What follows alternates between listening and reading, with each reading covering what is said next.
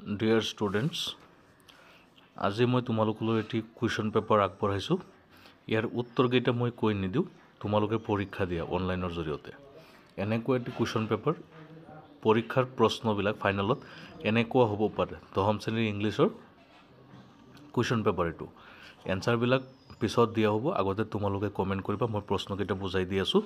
গতিকে সকলোৱে কিতাপ বহি লোৱা, বহি এখন লৈ পৰীক্ষা দিয়া ষ্টাৰ্ট কৰাচোন। চাওঁ বাৰু কাৰ কেনেকুৱা হয়, কমেণ্টত এনচাৰবিলাক লিখি দিবা সকলোবিলাক।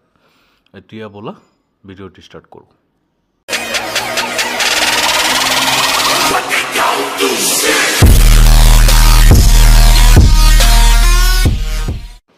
এক নম্বৰ প্ৰশ্নটো চোৱা, দুটা ষ্টেটমেণ্ট দিছে। Statement 1, according to Mandela love is more natural than hate. মেণ্ডেলাৰ মতে ঘৃণাতকৈ ভাল পোৱা বেছি স্বাভাৱিক বা নেচাৰেলি সৃষ্টি হয়। Statement 2, because it is easy to hate according to him. কাৰণ তেওঁৰ মতে ঘৃণা কৰাটো তেনেই সহজ কথা। এতিয়া এই দুটা ষ্টেটমেণ্ট শুদ্ধ নে অশুদ্ধ তোমালোকে ইয়াৰ উত্তৰ কৰিবা। অপশ্যন 4টা দিয়া আছে, চোৱা। 2 নম্বৰ প্ৰশ্নটো দিছে, the word martial stands for. Martial শব্দটোৱে কিহক প্ৰতিনিধিত্ব কৰে, কি বুজায়? Option A, having to do with love. Option B, having to do with wrestling. Option C, having to do with war. Option D, having to do with reading. এই 4টা অপশ্যনৰ পৰা কোনটো শুদ্ধ হ'ব লিখা। তাৰপিছত 3 নম্বৰ প্ৰশ্নটো চোৱা, the word raise rhymes with. ৰেইজৰ ৰাইম হৈছে option A village, B cage, C college, D huge. 4 নম্বৰ, Balli manage the time for her excursions from. বল্লীয়ে তাই এক্সকাৰশ্যনৰ টাইমখিনি মেনেজ কৰিছিল। Option A 2 or 4 PM, option B 1 to 4 PM, option C 1.5 to 4 PM, option D 12:30 to 4 PM। কোনটো শুদ্ধ হ'ব লিখা। 4 নম্বৰ কুৱেশ্যন হৈ গ'ল। 5 নম্বৰ কুৱেশ্যনটো চোৱা, মেটছ দ্য ফলোয়িং। 5 নম্বৰটো মিলাব লাগে। Amanda, animals, tiger in the zoo, Coorg. এইফালে ৱাল্ট হুইটমেন, লেছলি নো। 5 নম্বৰ প্ৰশ্নটোত ইফাল সিফাল মিলাব লাগে, মিলাই লিখিবা। এতিয়া কি হ'ব তোমালোকে লিখা। তাৰ পিছৰটো চোৱা, 6 নম্বৰ, which activity is not available in Coorg. তলত কেইটামান বিষয় উল্লেখ কৰা হৈছে। কুৰ্গত কোনটো এক্টিভিটি নাই, মানে স্পৰ্ট হিচাপে নাইকিয়া।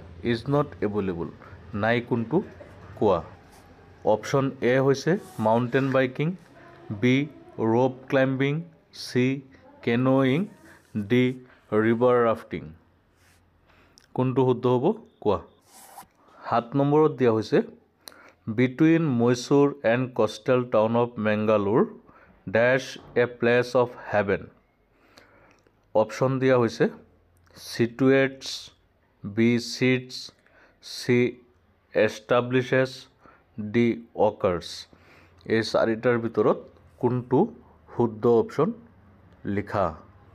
তাৰ পিছৰ প্ৰশ্নটো হ'ল, tea was first drunk in China as far back as dash BC। Option A 270, option B 2070, option C 2700, option D 20,700। ইয়াৰ পৰা কোনটো শুদ্ধ। চীন দেশত প্ৰথমে চাহ পান কৰা হৈছিল ডেছ BCত। কোনটো শুদ্ধ হ'ব লিখা। 9 নম্বৰ প্ৰশ্ন, question number 9, what a beautiful bird this is an. Option A assertive sentence, B imperative sentence, C exclamatory sentence, D interrogative sentence. What a beautiful bird this is, এইটো কি চেণ্টেন্স তলত উল্লেখ কৰিছে তাৰ উত্তৰ লিখা। 10 নম্বৰ কুৱেশ্যনটো চোৱা, চুজ দ্য কাৰেক্ট চেণ্টেন্স। 4টা চেণ্টেন্স দিয়া আছে, তাৰে কোনটো শুদ্ধ লিখিব লাগে। Option A, tell me where is the post office. Option B, tell me where is post office is. Option C tell me where has the post office option D tell me where is the post office situates এই চাৰিটাৰ পৰা কোনটো শুদ্ধ answer সেইটো লিখা 11 নম্বৰ প্ৰশ্ন the countries related to the legends of tree are কোনটোৰ লগত কোনটো মিলিব তোমালোকে লিখিব লাগে চাৰ লগত সম্পৰ্কীয় দেশসমূহ হ'ল পাকিস্তান আইটো কোনটোৰ এক নম্বৰটো কোনটোৰ লগত মিলিব ইণ্ডিয়া কোনটোৰ লগত মিলিব ব্ৰিটেইন কোনটোৰ লগত লেটিন আমেৰিকা কোনটোৰ লগত মিলিব এতিয়া কোৱা কোনটো কোনটো শুদ্ধ অপশ্যন চাৰিটা আছে এক নম্বৰ I and R B number 3 and S C number 4 and Q D number 2 and P কোনটো শুদ্ধ হ'ব 12 নম্বৰ প্ৰশ্নত দিয়া হৈছে Rajbir a fan of detective stories was busy in looking at the beautiful scenery Rajbir যিজন ডিটেক্টিভ ষ্টৰিজৰো ফেন হয় হি বিজি আছিল বিউটিফুল চিনাৰীবিলাক চোৱাত কাৰণ Pranjal took his detective book option A প্ৰাঞ্জলে তাৰ ডিটেক্টিভ বুকখন লৈ গৈছিল option B he had no' detective book with him তাৰ লগত কোনো ডিটেক্টিভ বুক নাছিল option C natural scenery was more attractive to him তাৰ কাৰণে নেচাৰেল চিনাৰী বেছি আকৰ্ষণীয় আছিল option D he gave his book to his friend সি তাৰ কিতাপখন বন্ধুজনক দি দিছিল ইয়াৰ পৰা কোনটো শুদ্ধ কোৱা 13 নম্বৰ কুৱেশ্যন দিছে consider the statements A and B and choose the correct answer A B তোমালোকে মিলাব লাগিব অপশ্যন এ দিছে Nisargadhama is an island in Coorg option B Mahashir is a Buddhist temple এই দুটাৰ পৰা কোনটো কোনটো শুদ্ধ কোৱা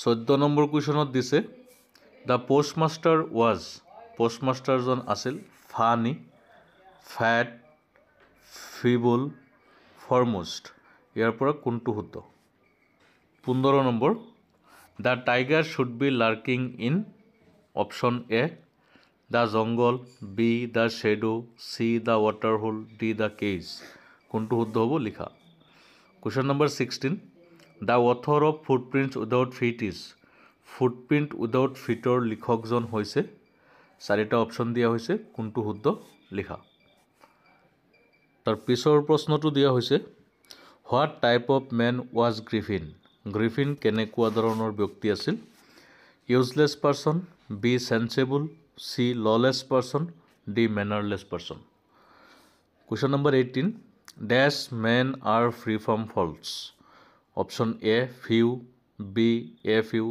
C the few D every ইয়াৰ ভিতৰত কোনটো শুদ্ধ হ'ব লিখা question number 19 do you know' over 80 crore cups of tea are drunk every day throughout the world তুমি জানানে প্ৰত্যেক দিনাখন গোটেই পৃথিৱীত কমেও 80 কোটি কাপ চাহ পান কৰা হয়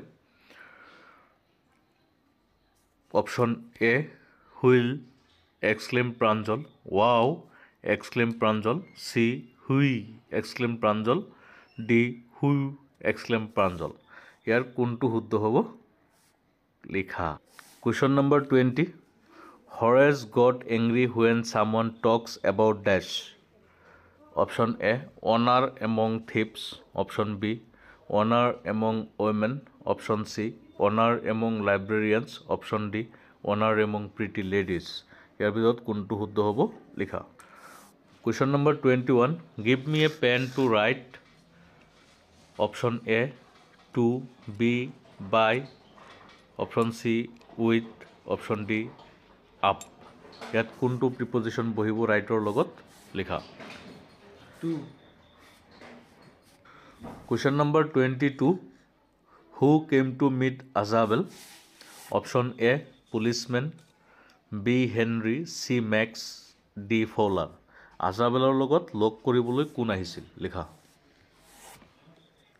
তাৰ পিছৰ প্ৰশ্নটো হ'ল ৱাটাৰ টাৰ্ণছ ডেছ ভাপৰ এট 100 ডিগ্ৰী চেলচিয়াছ প্ৰিপজিশ্যন লিখিব লাগে option A into B to C in D with কোনটো প্ৰিপজিশ্যন হ'ব কোৱা question number 24 match the following and choose the correct answer there there there there এক নম্বৰটো কোনফালে কোনটোত মিলিব এক নম্বৰটো হৈছে নাউন চি 2 নম্বৰ দিয়াৰ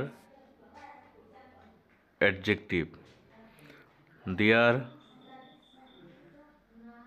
ডিটাৰমিনাৰ্ছ দেয়াৰ এডভাৰ্ব মিলাই তোমালোকে কোনটো শুদ্ধ হ'ব সেইটো অপশ্যন কমেণ্ট কৰা জলদি আটাইকেইটা প্ৰশ্নৰ উত্তৰ কৰিবা এইটো তোমালোকৰ এক্সাম হৈ আছে কোন কিমানখিনি ৰেডি হৈছা তাৰ কাৰণে সেইটো প্ৰশ্ন দিয়া হৈছে তোমালোকে যদি সকলোৱে উত্তৰ দিয়া তেতিয়াহ'লে যিবিলাক ভুল হয় মই শুদ্ধ কৰি লিখি দিম আৰু বেলেগ প্ৰশ্ন দিয়াৰ চেষ্টা কৰিম নহ'লেতো আৰু দিয়া নহয় বল্লীৰ খং উঠিছিল আৰু কথা পাতিব নিবিচাৰিছিল কিয়নো option A she saw the dead cow in the street ৰাস্তাত এটা মৰা গৰু দেখিছিল option B the passenger was chewing betel nut beside her পেচেঞ্জাৰজনে তামোল পাণ চুবাই আছিল তাইৰ কাষত option C the conductor laughed at her কণ্ডাক্টৰজনে তাইক হাঁহিছিল option D the talkative women was talking to her mother talkative মহিলাগৰাকীয়ে তাইৰ মাকৰ লগত কথা পাতি আছিল ইয়াৰ পৰা কোনটো শুদ্ধ হ'ব লিখা question number 26 consider the statement 1 and 2 and chose the correct answer statement 1 Assam is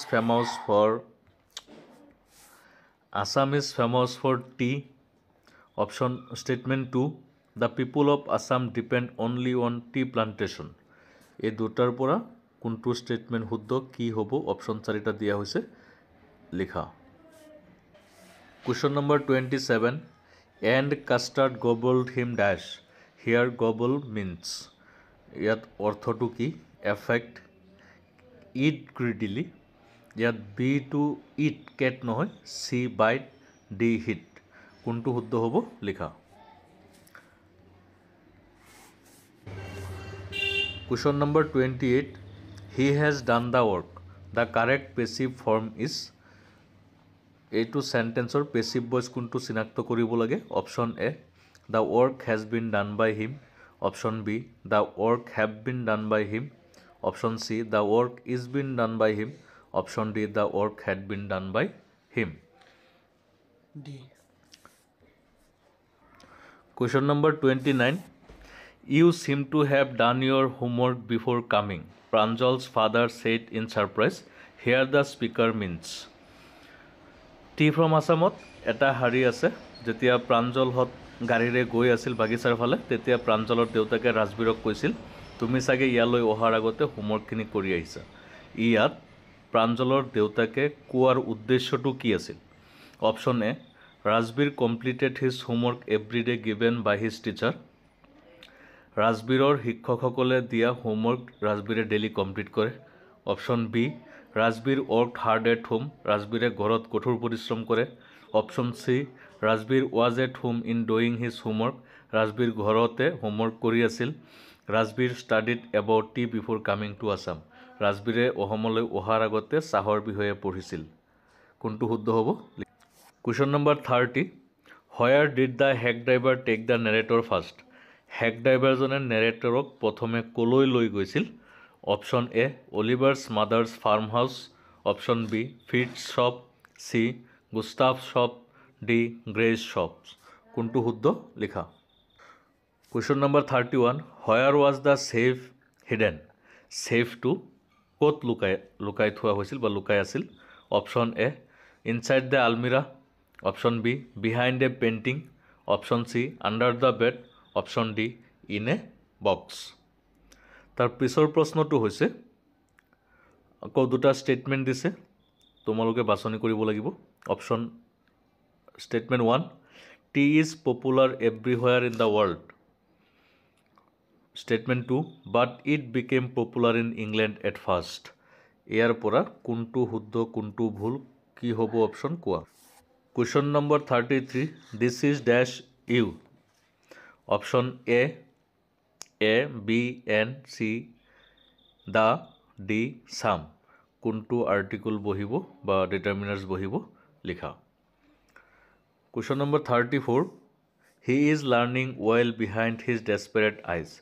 Here desperate means the ball poeমৰ পৰা এটা হাৰি উঠাই দিয়া হৈছে এই হাৰিটোত ডেসপেৰেট শব্দৰ দ্বাৰা বুজাইছে option A brilliant B fearless C hopeless D beautiful কোনটো শুদ্ধ হ'ব লিখা জলদি তাৰপিছত question number 35 choose the correct sentence শুদ্ধ বাক্যটো বাছি উলিওৱা one of his family member lives in Delhi one of his family members lives in Delhi one of his family members are living in Delhi one of his family members has living in Delhi এই চাৰিটা বাক্যৰ ভিতৰত কোনটো বাক্য শুদ্ধ তোমালোকে লিখা Question number 36 they do not sweat and dash about their condition এটো এনিমেল নামৰ কবিতাৰ পৰা উঠাই দিয়া হৈছে খালি ঠাইত কি বহিব লিখা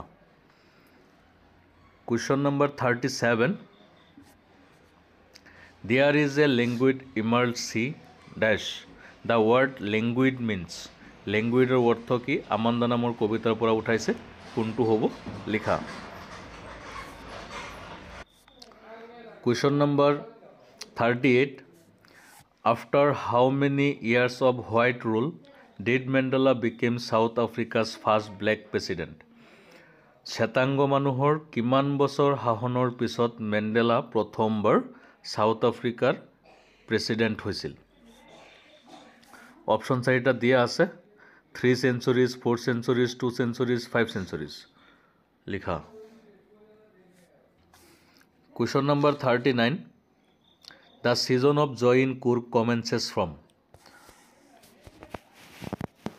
Coorgot season of joy আহে কেতিয়াৰ পৰা অপশন চাৰিটা দিয়া হৈছে কমেন্ট কৰা Question number 40 Belinda lives in a little dash colored house Belinda সৰু এখন ঘৰত বাস কৰিছিল পাইছা আৰু সেই ঘৰখনৰ কালাৰ কি আছিল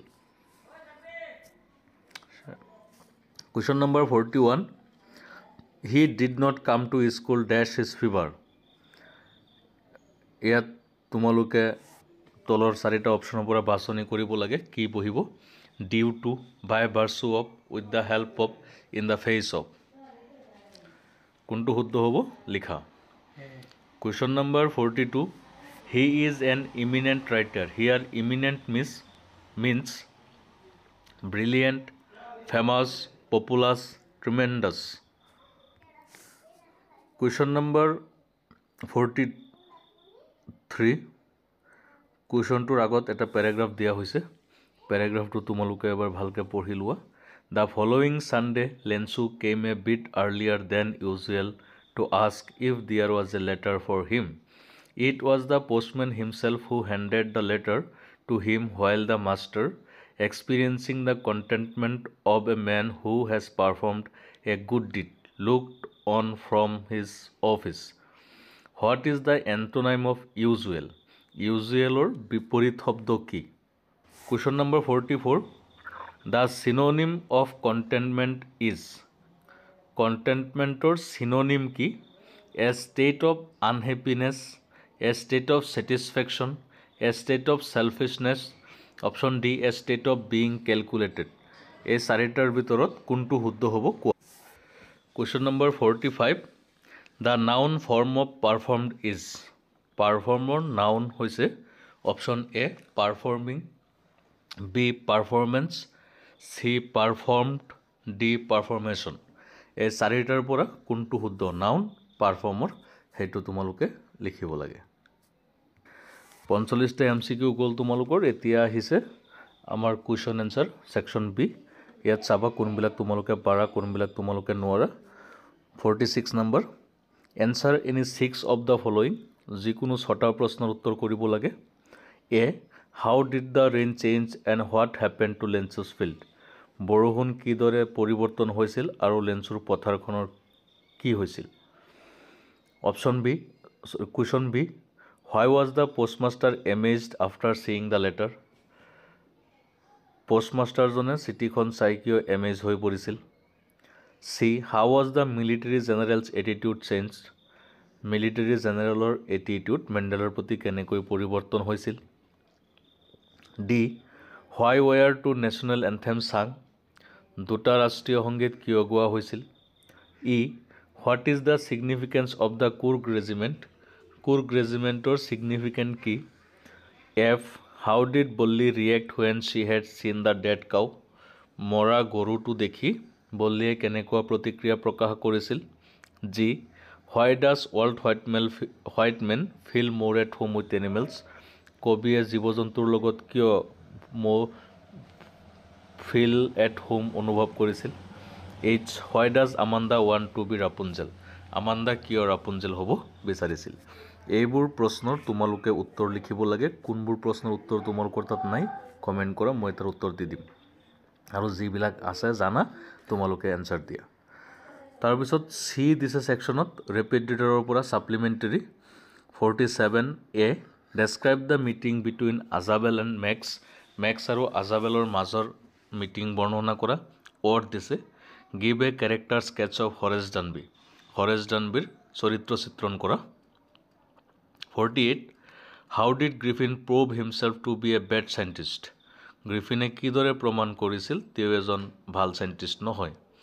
অৰ how did the hack driver befool the narrator? Hack ড্ৰাইভাৰজনে নেৰেটৰজনক কেনেকৈ মূৰ্খ সজাইছিল? এই চাৰিটাৰ পৰা তোমালোকে শিকিবা।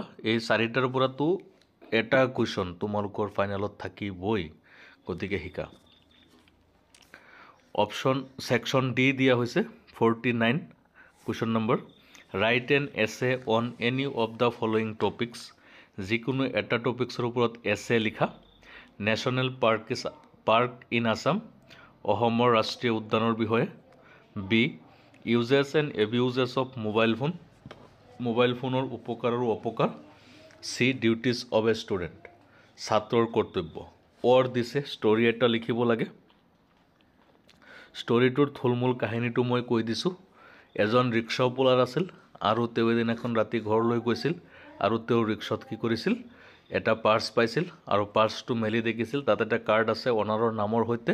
তেওঁ লগে লগে মানুহজনক বিচাৰি উলিয়াইছিল, পাৰ্চটো ঘূৰাই দিছিল। অনাৰজনে তেওঁক ৰিৱাৰ্ড দিছিল, কিন্তু তেওঁ ৰিৱাৰ্ড নলৈ কৈছিল এইটো মোৰ কৰ্তব্য, মই পালন কৰিছোঁ। Question number 50 write a letter to the editor of a local daily expressing your concern over the incident of crime against women in Assam. এইটো মষ্ট ইম্পৰ্টেণ্ট এটা, তোমালোকে ভালকৈ চাবা। অসমত নাৰীৰ নিৰ্যাতনৰ বিষয়ে এডিটৰলৈ এটা পত্ৰ লিখা। অৰ দিছে ৰিপৰ্ট লিখিবলৈ।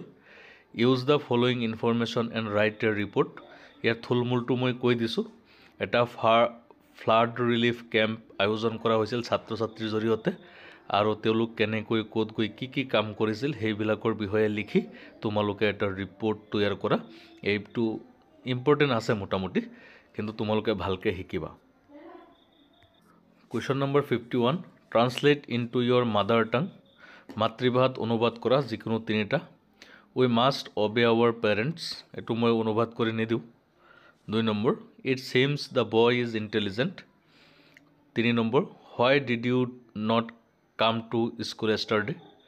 4 number have you ever heard the name of Kalidas. 5 number get up early in the morning always. এইটোৰ লগত ৱৰ্ড দিছে, তোমালোকে ছাবষ্টেঞ্চ লিখিব লাগে। তোমালোকে পৰাপক্ষত ট্ৰান্সলেট কৰা, অসমীয়াত অনুবাদ কৰা।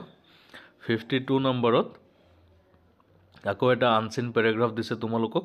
এই পেৰাগ্ৰাফটো পঢ়ি তোমালোকে তলত দিয়া প্ৰশ্নবিলাকৰ উত্তৰ কৰিব লাগিব।